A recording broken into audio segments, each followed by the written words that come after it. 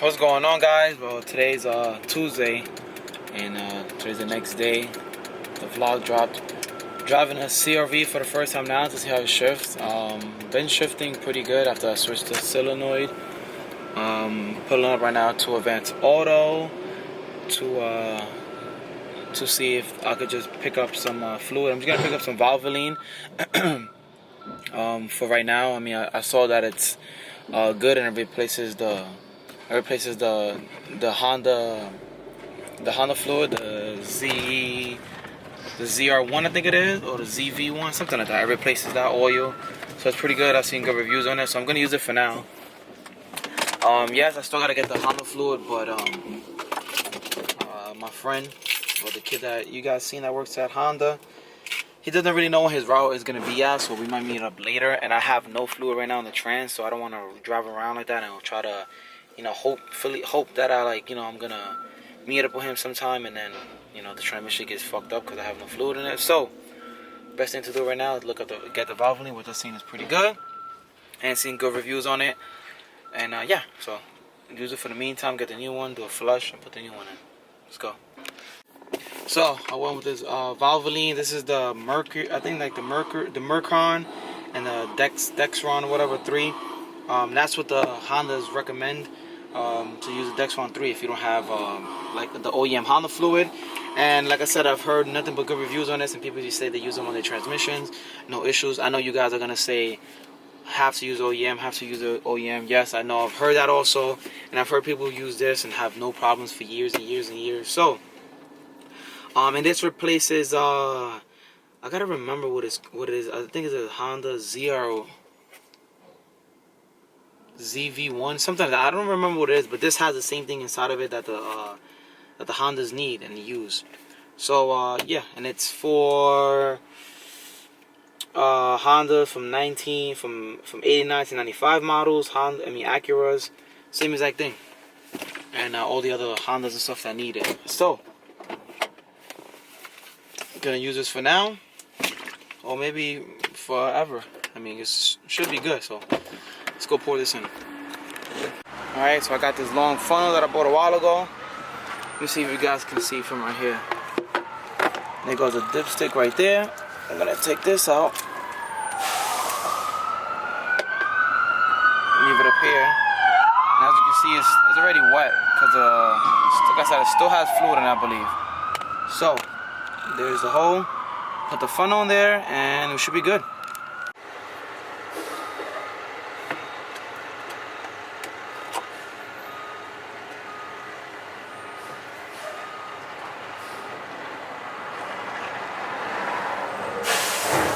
Alright, I think we're good on the fluid.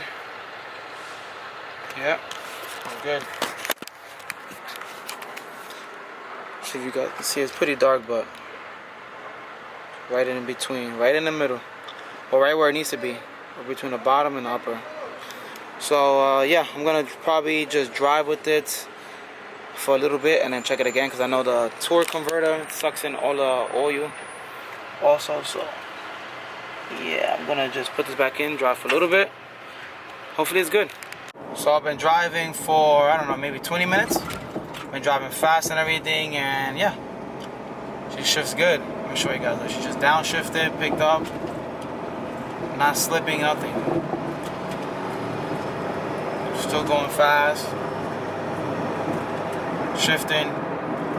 She's good. So that solenoid was literally the issue. So now basically what I gotta do is just work on the small stuff. So I already have in and out of tie rods, the full stabilization bars. So I just need lower boy joints, low control arms, and yeah, I should be good. So I'm gonna do it little by little, like during when it starts getting a little bit colder. I want to get everything first, and then just start put everything on the CRV. Alright guys, what's going on? And it's giving me the same issue again, the same exact code popped up. So I've been doing a lot of researching, and I found that the CRVs come with a transmission speed sensor. It comes with I think a counter shaft one and then a main shaft one. So one that goes in the back and then one that goes in the front.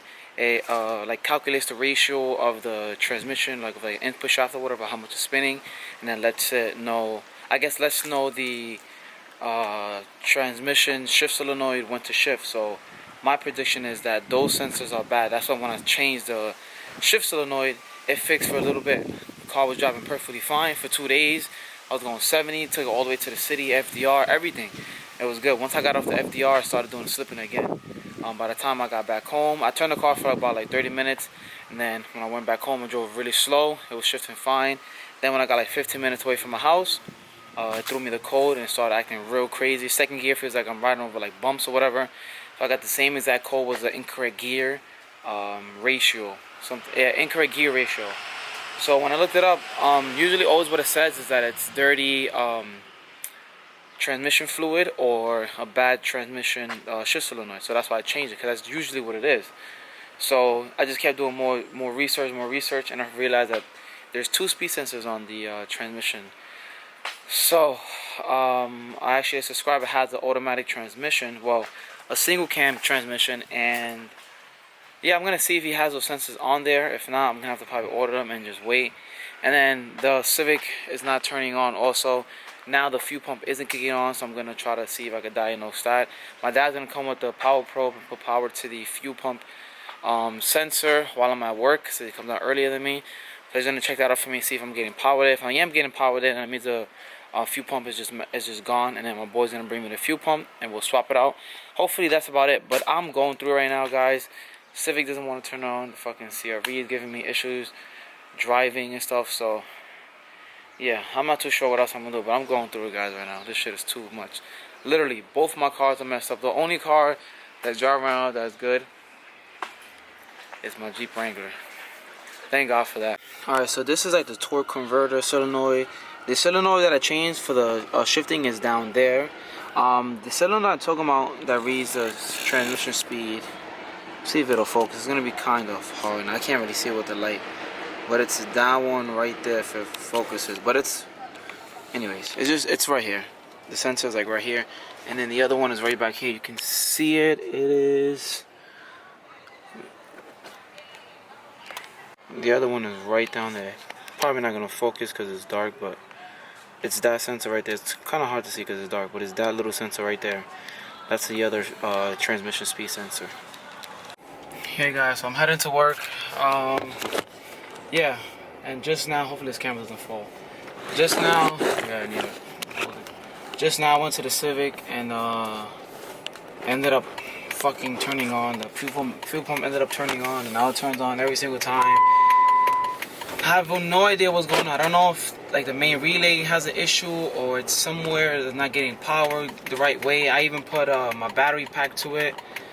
Once I turned the car on, that's it. Like, it just started cranking up right away. So I honestly don't know what it is. Yesterday it didn't crank on at all. Like, the pump didn't come on at all. So I'm honestly just don't know what it is. I'm sorry if it's gonna be like another. It's gonna be like a, you know, talking.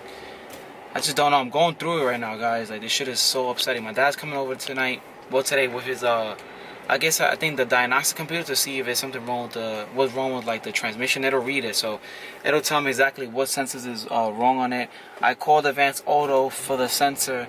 They said that's like a special order for the CRVs because they don't have that in stock. It's like $130 for that sensor.